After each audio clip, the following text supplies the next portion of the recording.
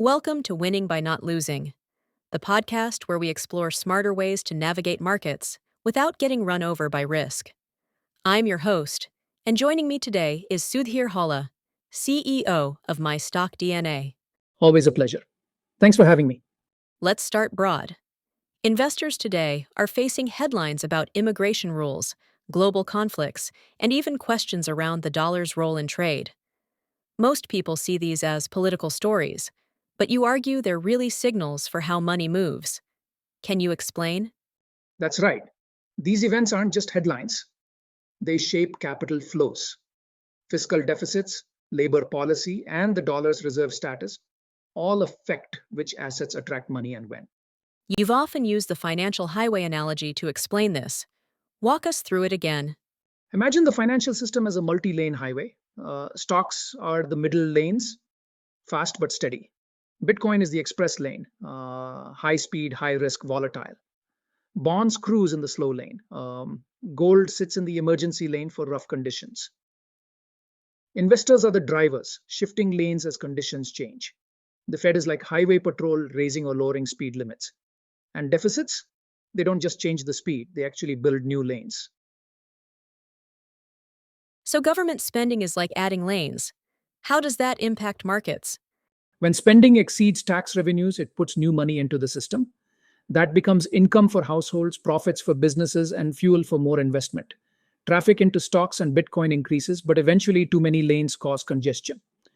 Inflation, higher interest costs, and heavier treasury issuance. At that point, the Fed lowers the speed limit with higher rates and traffic slows. That's exactly what we saw in 2022 when both stocks and Bitcoin hit major roadblocks. The US seems to handle bigger deficits than others. Why? Because the dollar is the world's reserve currency, global investors demand treasuries, which keeps borrowing costs low. It's like foreigners helping pay the tolls. But if trade and reserves shift away from the dollar, that advantage shrinks.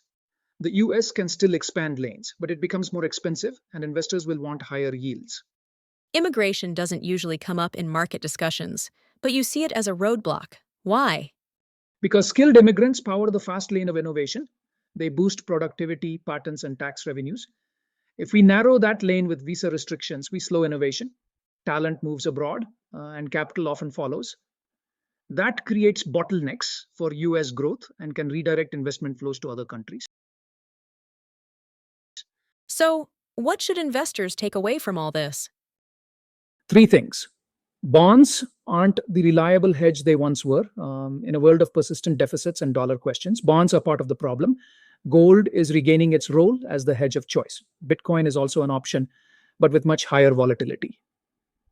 And finally, diversify internationally. US equities have led for a decade, but if innovation slows and dollar strength weakens, other markets could take the lead. That's a clear roadmap. Deficits can fuel markets, but only up to a point. The dollar's reserve status gives breathing room, but it's not a blank check.